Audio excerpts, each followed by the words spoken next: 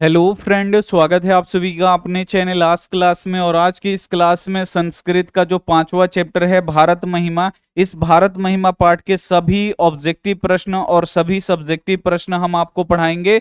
और इसी में से आपके बोर्ड एग्जाम में प्रश्न आएगा, एकदम 100% लड़ेगा। जो भी हम आपको पढ़ाएंगे इसी में से प्रश्न आपके बोर्ड एग्जाम में 100% लड़ेगा। तो क्लास को एकदम आपको शुरू से लेकर अंत तक देखना है और इसमें से जो भी प्रश्न आपको याद ना हो उसे आप लोग याद कर लीजिएगा। और जो भी बच्चे वीडियो को लाइक नहीं किए प्लीज आप लोग वीडियो को लाइक कर दीजिए। और जो भी बच्चे चैनल को सब्सक्राइब नहीं किए हैं, चैनल पे नए हैं, वो लोग बच्चे आप लोग सब्सक्राइब कर लीजिए। सब्सक्राइब वाला बटन है, इसको दबा दीजिए। जैसे ही आप लोग सब्सक्राइब वाला बटन दबाइएगा बेल आइकन आएगा, बेल आइकन को आप लोग दबाइएगा, ये नोटिफिकेशन आएगा। नोटिफिकेशन आपको ऑल पे सेलेक्ट कर लेना है। जैसे ही आप लोग ऑल पे सेलेक्ट करिएगा आपका जो नोटिफिकेशन वाला बार होगा वो ऐसे हो जाएगा। अगर आप लोग इस प्रकार से चैनल सब्सक्राइब करिएगा तो जब भी हम लाइव क्लास लेंगे तो आपके पास नोटिफिकेशन जाएगा। नोटिफिकेशन को आप लोग दबा के सीधे हमारे लाइव क्लास में आप लोग जुड़ सकते हैं। और जो भी बच्चे अभी तक हमारे व्हाट्सएप ग्रुप में नहीं जुड़े हैं तो ये हमारा व्हाट्सएप नंबर है, इस पे आपको मैसेज करना है कि सर मुझे ग्रुप में जोड़ दीजिए। तो इस प्रकार से लिंक आएगा, आप लोग लिंक को दबा के ग्रुप में ज्वाइन कर लीजिएगा, क्योंकि वहां पे ऑनलाइन टेस्ट और क्लास का लिंक शेयर किया जाता है। सबसे पहले बाबू हम लोग यहाँ पे ऑब्जेक्टिव क्वेश्चन को पढ़ेंगे और जितना भी हम आपको ऑब्जेक्टिव प्रश्न पढ़ाएंगे उसी में से आपके बोर्ड एग्जाम में प्रश्न आएंगे, ये हमारा 100% गारंटी है। तो इसे आप लोग एकदम घोल के पी जाइएगा और क्लास को एकदम शुरू से लेकर अंत तक देखिएगा। इसके बाद हम लोग सब्जेक्टिव पढ़ लेंगे। तो पहला नंबर यहाँ पे क्वेश्चन है कि किसके गीत देवता भी गाते हैं। यानी गीत गाना का मतलब होता है बाबू बड़ाई करना। तो यहां पे आपसे पूछा जा रहा है कि किसके गीत देवता भी गाते हैं। तो किसके गीत देवता गाते हैं, तो आप लोग याद रखिएगा भारतवर्ष, यानी भारत के जो गीत है वो देवता भी गाते हैं। यानी गीत गाना यानी बड़ाई करना। भारत की बड़ाई कौन करते हैं, तो देवता करते हैं, आप लोग याद रखिएगा। और अगला क्वेश्चन आपसे बोर्ड एग्जाम में पूछ देगा कि गीत कौन गाते हैं या भारत के गीत कौन गाते हैं। तो जब भी क्वेश्चन ऐसे आएगा भारत के गीत कौन गाते हैं यानी भारत की बड़ाई कौन करते हैं, तो आप लोग याद रखिएगा देवता। ठीक है, अगला क्वेश्चन आप लोग देखिए कि भारत महिमा पाठ का द्वितीय श्लोक किस पुराण से संकलित है। यानी जो भारत महिमा पाठ है इसका द्वितीय जो श्लोक है वो किस पुराण से संकलित होना का मतलब होता है लिया गया है। तो भारत महिमा पाठ का जो द्वितीय श्लोक है वो किस पुराण से संकलित है, यानी किस पुराण से लिया गया है। तो जो पहला श्लोक है, ठीक है ना, तो पहला श्लोक लिया गया है विष्णु पुराण से। आप लोग याद रखिएगा, श्लोक बोल लीजिए या इसे पद बोलिए या इसे मंत्र बोलिए, ठीक है ना। तो पहला जो श्लोक यानी जो पहला पद है ये विष्णु पुराण से लिया गया है और जो दूसरा पद है यानी जो दूसरा श्लोक है वो भगवत पुराण से लिया गया। तो यहां पे क्या पूछ रहा है, द्वितीय श्लोक यानी दूसरा श्लोक कहां से लिया गया है, तो भगवत पुराण से लिया गया है। इसे आप लोग याद रखिएगा, बी वाला ऑप्शन बिल्कुल सही हो जाएगा। अगला क्वेश्चन आप लोग देखिए कि किस देश में देवता बार बार जन्म लेना चाहते हैं। वो कौन सा देश है जहां पे देवता बार बार जन्म लेना चाहते हैं, तो आप लोग याद रखिएगा भारत। वो भारत ही ऐसा देश है जहां पे देवता बार बार जन्म लेना चाहते हैं। और भारत में देवता बार बार जन्म लेना क्यों चाहते हैं, क्योंकि जो भारत भूमि है यहां से लोगों को स्वर्ग मिलता है और लोगों को मोक्ष की प्राप्ति होती है। इसीलिए जो देवता हैं वो भी भारत भूमि पे बार बार जन्म लेना चाहते हैं। तो वही प्रश्न यहां पे पूछा जा रहा है कि किस देश में देवता बार बार जन्म लेना चाहते हैं, तो भारत देश में। अगला क्वेश्चन आप लोग देखिए, किसकी महिमा सर्वत्र गाई जाती है। सर्वत्र का मतलब होता है सभी जगहों पे। किसकी जो महिमा है, किसकी जो बड़ाई है, किसकी जो अच्छाई है, जो सर्वत्र यानी सभी जगहों पे गाई जाती है। किस देश की महिमा सर्वत्र गाई जाती है, सभी जगहों पे गाई जाती है, तो आप लोग याद रखिएगा भारत। भारत की जो महिमा है ना ये देश विदेशों में भी गाई जाती है। यानी भारत की बड़ाई जो होती है ना वो देश विदेशों में भी होता है, इसे आप लोग याद रखिएगा। इंपॉर्टेंट क्वेश्चन है, एक एक प्रश्न आप लोग याद रखिएगा कि भारत की महिमा सर्वत्र किसकी महिमा सर्वत्र गाई जाती है, तो आप लोग याद रखिएगा भारत। भारत की जो महिमा है यानी भारत की जो बड़ाई है ये सभी जगहों पे की जाती है। अगला क्वेश्चन आप लोग देखिए, भारत की शोभा से कौन प्रसन्न होते हैं। प्रसन्न का मतलब होता है खुश, यानी भारत की शोभा को देखकर कौन खुश होते हैं, कौन प्रसन्न होते हैं, तो आप लोग याद रखिएगा ईश्वर। ठीक है ना, जो ईश्वर हैं यानी जो भगवान हैं वो भारत की शोभा को देखकर क्या होते हैं, खुश होते हैं, प्रसन्न होते हैं, इसे आप लोग याद रखिएगा। अगला क्वेश्चन है, भारत महिमा पाठ का प्रथम पद, इसे पद बोलिए या श्लोक बोलिए या मंत्र बोलिए, ठीक है ना। तो भारत महिमा पाठ का प्रथम जो पद है वो किस पुराण से संकलित है? तो पहला जो पद है आप लोग याद रखिएगा, ये विष्णु पुराण से संकलित है, ठीक है। और जो द्वितीय पद है वो बाबू आप लोग याद रखिएगा, वो भगवत पुराण से संकलित है। इंपॉर्टेंट क्वेश्चन है, ये बोर्ड एग्जाम में आते रहता है, तो इसे आप लोगों को याद रखना है। अगला क्वेश्चन आप लोग देखिए कि भारत महिमा पाठ में किस देश की महिमा का वर्णन किया गया है? तो भारत महिमा पाठ में बाबू किस देश की महिमा का वर्णन हुआ है, ठीक है ना। तो आप लोग याद रखिएगा भारत, ठीक है। तो भारत महिमा पाठ में भारत की महिमा यानी भारत की बड़ाई की गई है, आप लोग याद रखिएगा, ठीक है ना। तो भारत की महिमा का वर्णन किया गया है, यहां पे सी वाला ऑप्शन बिल्कुल सही जाएगा। अगला क्वेश्चन है भारत महिमा पाठ में कुल कितने पद हैं यानी कितने मंत्र हैं या कितने श्लोक हैं? आपसे पूछ देगा कि भारत महिमा पाठ में कितने श्लोक हैं, कितने पद हैं। एक ही बात है, श्लोक बोलिए, पद बोलिए, मंत्र बोलिए, ठीक है ना। तो भारत महिमा पाठ में कुल कितने मंत्र हैं? तो आप लोग याद रखिएगा 5 गो मंत्र है, यानी 5 गो पद है, आप लोग याद रखिएगा। और इस 5 पद में आप लोगों को याद रखना है, इसमें 2 गो पद जो है पुराण से लिया गया है और जो 3 गो पद है वो आधुनिक पद है। और पुराण से जो 2 गो पद लिया गया है उसमें का जो पहला है वो विष्णु पुराण से लिया गया है और जो दूसरा है वो भगवत पुराण से लिया गया है, ठीक है। इसे आपको याद रखना है। अगला क्वेश्चन है भवंती डॉट डॉट पुरुषा सुरत्वात् रिक्त स्थानों की पूर्ति करे। बाबू ये भारत महिमा पाठ का ये पहला श्लोक है। और भवंती देवा ये क्या होता है बाबू? खाली स्थान पे क्या होगा? भवंती देवा, ठीक है। भवंती देवा पुरुषा सुरत्वात्, ठीक है। ये बाबू पहला श्लोक है और पहला श्लोक बाबू कहां से लिया गया है? तो विष्णु पुराण से। तो ये जो श्लोक है बोर्ड एग्जाम में ये भी आपसे पूछ देगा कि भवंती देवा पुरुषा सुरत्वात् जो श्लोक है ये किस पुराण से लिया गया? तो ये विष्णु पुराण से लिया गया है, इसे आप लोग याद रखिएगा। यहां पे आपसे पूछ रहा है भवंती डॉट डॉट पुरुषा सुरत्वात्, तो यहां पे क्या होगा? देवा, भवंती देवा पुरुषा सुरत्वात्।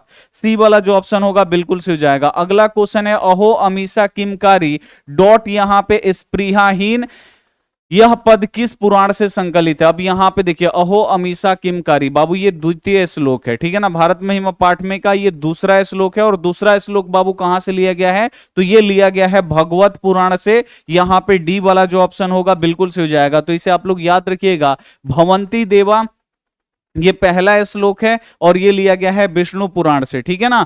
और जो अहो अमीषा किमकारी ये द्वितीय श्लोक है और द्वितीय श्लोक कहां से लिया गया है? भगवत पुराण से। इसे आपको 100% याद रखना है, अपने दिमाग में बैठा लेना है। अगला क्वेश्चन है विभिन्न जाति और धर्म के लोग भारत में कैसे रहते हैं? तो आप लोग देखे होंगे भारत में बहुत से कास्ट के लोग रहते हैं। तो भारत में सभी लोग बाबू कैसे रहते हैं? तो आपस में मिलजुल के रहते हैं। कभी भी मतलब हो सकता है कभी भी लड़ाई होता है, लेकिन ज्यादातर जो लोग है ना वो एकदम मिलजुल के रहते हैं, एकत्व के भाव से रहते हैं, एकता के भाव से रहते हैं। तो विभिन्न जाति और धर्म के लोग भारत में कैसे रहते हैं? एकत्व के भाव से रहते हैं, एकता के भाव से रहते हैं। ए वाला जो ऑप्शन होगा बिल्कुल एकदम 100% राइट हो जाएगा।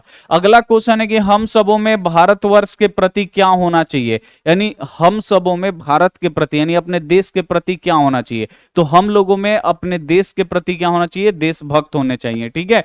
तो हम सबों में भारतवर्ष के प्रति क्या होना चाहिए? तो देशभक्ति होना चाहिए। हम लोगों का देश है भारत और भारत के प्रति बाबू हम लोगों में क्या होना चाहिए? तो देशभक्ति का भावना होना चाहिए। डी वाला ऑप्शन यहां पे बिल्कुल सही हो जाएगा। अगला क्वेश्चन आप लोग देखिए भारत महिमा पाठ में पुराणों से कितने पद संकलित है? देखिए भारत महिमा पाठ में टोटल 5 गो पद है। अब 5 गो पद में बाबू आपको याद रखना है जो 2 गो पद है ना ये पुराण से लिया गया है, ठीक है ना। और जो 3 गो पद है ना ये आधुनिक पद है, आपको याद रखना है, ठीक है ना। कितने पद आधुनिक पद हैं? तो आप लोग याद रखिएगा 3 गो आधुनिक पद हैं। तो यहां पे पूछ रहा है भारत महिमा पाठ में पुराणों से कितने पद संकलित हैं? तो पुराणों से 2 पद लिया गया है। और यही क्वेश्चन अगर आपसे पूछ देगा कि भारत महिमा पाठ में कितने आधुनिक पद हैं? तो 3 गो आधुनिक पद है, आप लोग याद रखिएगा। अगला क्वेश्चन है स्वर्गा पवर्ग अस्पदमान मार्गभूत देश किसे कहा जाता है? यानी स्वर्ग और मोक्ष प्राप्त करने वाला देश कौन सा है? यानी वो कौन सा देश है जहां से आप स्वर्ग और मोक्ष प्राप्त कर सकते हैं? तो आप लोग याद रखिएगा वो भारत देश है। भारत देश में ही देवता बार बार जन्म लेना चाहते हैं क्योंकि जो भारत भूमि है ये स्वर्ग और मोक्ष प्रदान करने वाली भूमि है। अगला क्वेश्चन है ज्ञंती देवा डॉट डॉट पुरुषा श्रुत्वात्, यह किस पुराण से उद्धत है? अब देखिए ज्ञानती देवा ये पहला श्लोक है, और जो पहला श्लोक है बाबू ये किस पुराण से लिया गया है? तो ये लिया गया है, आप लोग याद रखिएगा, ये विष्णु पुराण से लिया गया है। और अहो अमीषा किमकारी ये द्वितीय श्लोक है, और द्वितीय श्लोक भगवत पुराण से लिया गया। तो ये श्लोक भी पूछ लेता है, ज्ञानती देवा पुरुषा श्रुत्वात्, ये जो श्लोक है ये कहां से लिया गया है? तो ये विष्णु पुराण से लिया गया है, ये पहला श्लोक है, तो ये विष्णु पुराण से लिया गया है। अगला क्वेश्चन है कि भारत किससे सदा सेवित है? यानी जो भारत है ये किससे सेवित है, इसकी सुंदरता कौन बढ़ाता है? तो भारत जो है ये नदियों से सेवित है, पर्वतों से सेवित है, और सागरों से सेवित है, इन सभी से सेवित है। ये जो नदी है, पर्वत है, सागर है, सब क्या करते हैं? भारत की शोभा को बढ़ाते हैं। ठीक है, तो भारत किससे सदा सेवित है? तो नदियों से सेवित है, पर्वतों से, सागरों से, यानी इनमें से सभी से, इसे आप लोग याद रखिएगा। अगला क्वेश्चन है कि भारत भूमि यानी मातृभूमि कैसी, यानी भारत भूमि कैसी है बाबू? तो भारत भूमि विशाल है, बहुत ही बड़ा है, निर्मल है, वत्सला है, यानी ममतामयी है। आप लोग याद रखिएगा, जो जो भारत भूमि है ना, ये विशाल भी है, निर्मल भी है, वत्सला भी है, ये सभी आप लोग, यानी ये सभी है। यहाँ पे डी वाला जो ऑप्शन होगा बिल्कुल एकदम सही आंसर हो जाएगा, डी वाला आंसर। ठीक है, तो भारत भूमि कैसी है? तो भारत भूमि विशाल है, निर्मला है, वत्सला है, यानी इनमें से सभी है, आपको याद रखना है। अगला क्वेश्चन है एतत् भारतम डॉट डॉट सदा पूजनीयम रिक्त स्थान को उचित पद से भरे। अब यहां पे बोल रहे एतद भारतम, यानी जो हमारा भारत है, ठीक है ना, एतद भारतम, यहां पे बोल रहे एतद भारतम डॉट डॉट सदा पूजनीय, यानी जो भारत है ये अस्माभि, यानी हम सभी के लिए, यहां पे खाली स्थान पे क्या होगा? अस्माभि, यानी हम सभी के लिए। एतद भारतम अस्माभि, यानी हम सभी के लिए सदा पूजनीय है। ठीक है ना, तो यहां पे सी वाला जो ऑप्शन होगा बिल्कुल से हो जाएगा, अस्माभि माने हम सभी। ठीक है ना, तो जो भारत है बाबू वो सभी लोग, मतलब हम सभी के लिए, केवल हमारे लिए नहीं, सभी लोगों के लिए, हम सभी लोगों के लिए क्या है बाबू? सदा पूजनीय है, इसे आपको याद रखना है। भारतीय धारा कैसी है? अब यहां पे आपसे पूछा जा रहा है कि जो भारतीय धारा है वो कैसी है? तो भारतीय धारा बाबू कैसी है? विशाल है, यानी बहुत ही बड़ी, यानी भारत भूमि जो है ना वो बहुत ही विशाल है, बहुत ही बड़ी है, आपको याद रखना है। तो यहां पे पूछ रहा है भारतीय धारा कैसी है? तो भारतीय जो धारा है वो विशाल है, आपको याद रखना है, नहीं बहुत ही बड़ी है। अगला क्वेश्चन है कौन सी भूमि पवित्र और ममतामयी है? यहां पे आपसे पूछा जा रहा है कि वो कौन सी भूमि है जो पवित्र भी है और ममतामयी भी है? तो आपको याद रखना है भारत भूमि, जो भारत भूमि है ना ये पवित्र भी है और ममतामयी भी है, इसे आपको याद रखना है। अगला क्वेश्चन है देवतागण क्या गाते हैं? अब यहां पे आपसे पूछा जा रहा है भाई देवतागण क्या गाते हैं? तो देवतागण क्या गाते हैं? तो देवतागण गीत गाते हैं, आपको याद रखना है। और देवतागण किस देश का गीत गाते हैं? बोर्ड एग्जाम में पूछ देगा ना, तो जल्दी से आप लोग बताइए कि देवतागण जो होते हैं वो किस देश का गीत गाते हैं, जल्दी से कमेंट करके बताइए। अगला क्वेश्चन है ज्ञानती देवा डॉट डॉट पुरुषा सुरत्वात्, यह पद किस पाठ से लिया गया है? तो जो ज्ञानती देवा बाबू पाठ है, वह ज्ञानती देवा जो बाबू श्लोक है, पद है, ये किस पाठ में है? तो भारत महिमा पाठ में ना, भारत महिमा पाठ का ये पहला श्लोक है। ठीक है ना, तो ये भारत महिमा आपको याद रखना है, सी वाला जो ऑप्शन होगा बिल्कुल एकदम राइट हो जाएगा। अगला क्वेश्चन है भारत महिमा पाठ में पुराण से कितने पद लिए गए हैं? तो भारत महिमा पाठ में बाबू पुराण से 2 पद हैं, पहला दूसरा। पहला जो है वो विष्णु पुराण से, दूसरा जो है वो भगवत पुराण से लिया गया है। अगला क्वेश्चन देखिए भारत महिमा पाठ में कितने आधुनिक पद हैं? तो भारत महिमा पाठ में 5 गो पद हैं, जिसमें से 2 गो पद पुराण से है और 3 गो पद आधुनिक पद है। वही बोल रहा है भारत महिमा पाठ में कितने आधुनिक पद हैं? तो आप लोग याद रखिएगा जो 3 हैं वो आधुनिक पद हैं। अगला क्वेश्चन है देवता लोग कहां जन्म लेने के लिए तरसते हैं? तो देवता लोग बाबू कहां पे जन्म लेने के लिए तरसते हैं? तो आप लोग याद रखिएगा भारत में। देवता लोग जो है ना भारत में जन्म लेने के लिए तरसते हैं। क्यों तरसते हैं बाबू? क्योंकि जो भारत भूमि है ये मोक्ष प्रदान करने वाली भूमि है, इसे आपको याद रखना है। अगला क्वेश्चन है भारत की महिमा कहां गाई जाती है? तो भारत की महिमा कहां गाई जाती है? सभी जगहों पे, और सभी जगहों को क्या बोला जाता है? सर्वत्र। तो सर्वत्र भी दे देगा और आपको ऑप्शन में दे देगा सभी जगह। ठीक है ना। तो दो गो ऑप्शन दे देगा, अगर हिंदी में देगा तो सभी जगह, अगर संस्कृत में देगा तो सर्वत्र दे देगा। ठीक है ना। तो आप लोग सर्वत्र का मतलब समझ लीजिए सभी जगह। तो कोई भी ऑप्शन देगा, सर्वत्र देगा तो सर्वत्र पे टिक करिएगा, सभी जगह पे देगा तो सभी जगह पे आपको टिक करना है कि भारत की महिमा कहाँ गाई जाती है, तो भारत की महिमा सर्वत्र गाई जाती है, सभी जगहों पे गाई जाती है। अगला क्वेश्चन है, स्वर्ग और मोक्ष प्रदान करने वाली भूमि कौन सी है। तो स्वर्ग और मोक्ष बाबू कहां से मिलता है, तो आप लोग याद रखिएगा किस भूमि से मिलता है, तो भारत भूमि से स्वर्ग और मोक्ष की प्राप्ति होती है। अगला क्वेश्चन है, भारत में जन्म लेने वाली की तुलना किससे की जाती है। तो जो भी लोग भारत में जन्म लेते हैं इसकी तुलना किससे की जाती है, तो इसकी तुलना देवता से किया जाता है। आपको याद रखना है, ए वाला ऑप्शन बिल्कुल ही सही हो जाएगा। अगला क्वेश्चन है, देवता लोग किस देश का गुणगान करते हैं। गुणगान यानी बड़ाई। तो देवता लोग जो है बाबू वो किस देश का गुणगान करते हैं, किस देश का बड़ाई करते हैं, तो आप लोग याद रखिएगा भारत देश का। ठीक है ना। किसका बाबू यहां पे बोला जा रहा है, देवता लोग किस देश का गुणगान करते हैं। तो थोड़ा सा ऑप्शन आपका यहां पे ये हो गया है। तो देवता लोग जो है बाबू वो किस देश का गुणगान करते हैं, तो आपको ऑप्शन में याद रखना है भारत। ठीक है ना। भारत देश का क्या करते हैं, गुणगान करते हैं। यहां पे आपका भारत जो होगा ना वो राइट आंसर हो जाएगा, ऑप्शन थोड़ा सा गलत लिखा गया है। अगला क्वेश्चन है, जगत गौरव किस देश को कहते हैं। जगत गौरव यानी जगत का मतलब होता है संसार, संसार का गौरव किस देश को कहते हैं। तो जगत गौरव यानी संसार का गौरव किस देश को कहते हैं, तो आप लोग याद रखिएगा भारत।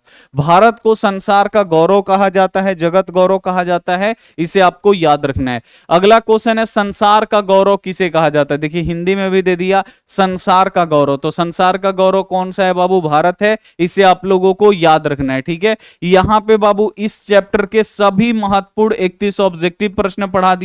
अगर 31 के 31 प्रश्न अगर आपको याद रहता है तो बोर्ड एग्जाम में आपको दिक्कत नहीं होगा। बोर्ड एग्जाम में इसी में से प्रश्न आएंगे और उसे आप लोग एकदम 100% बना सकते हैं, ये हमारा गारंटी है। ठीक है ना।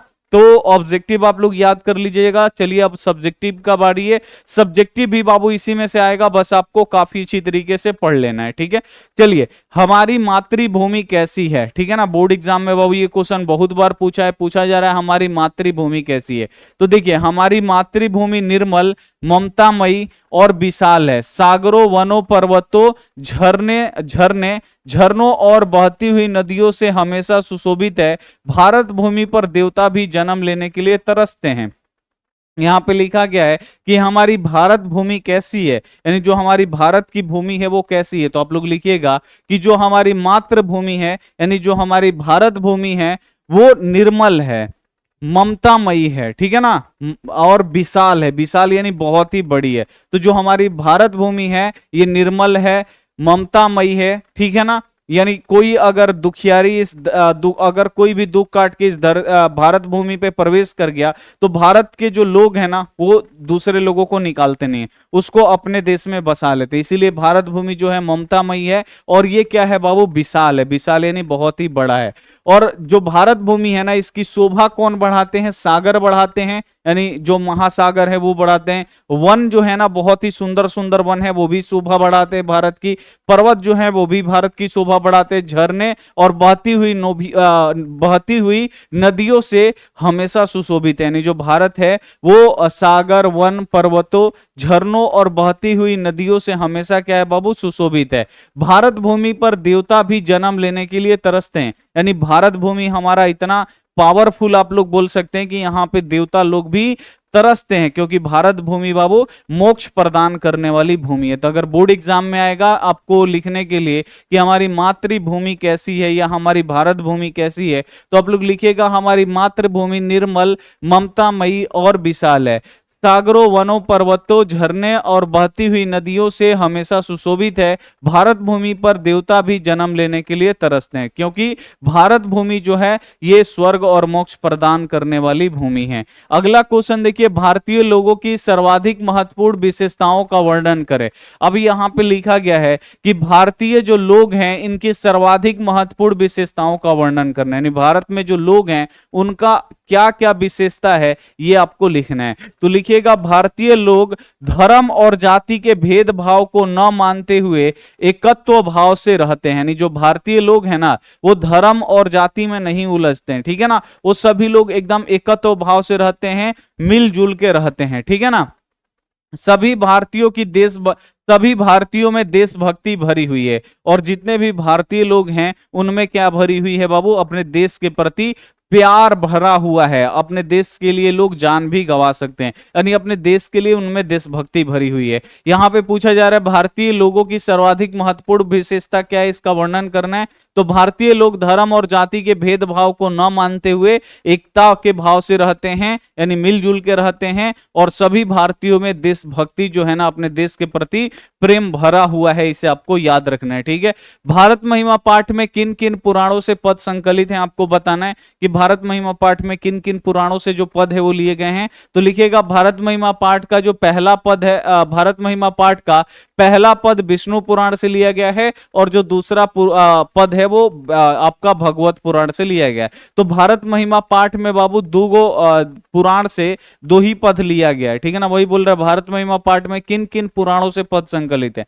तो भारत महिमा पाठ में पुराण से दो ही पद लिए गए हैं, और जो पहला पद है वो लिया गया है विष्णु पुराण से, और जो दूसरा है वो भगवत पुराण से। तो लिखिएगा कि भारत महिमा पाठ का जो पहला पद है ये विष्णु पुराण से, और जो दूसरा पद है वो भगवत पुराण से संकलित है। अगला क्वेश्चन आप लोग देखिए, देवतागढ़, यहां पे लिखा गया है कि देवतागढ़ किसका गीत गाते हैं और क्यों, यानी जो देवतागढ़ है वो किस देश का गीत गाते हैं और क्यों गाते हैं।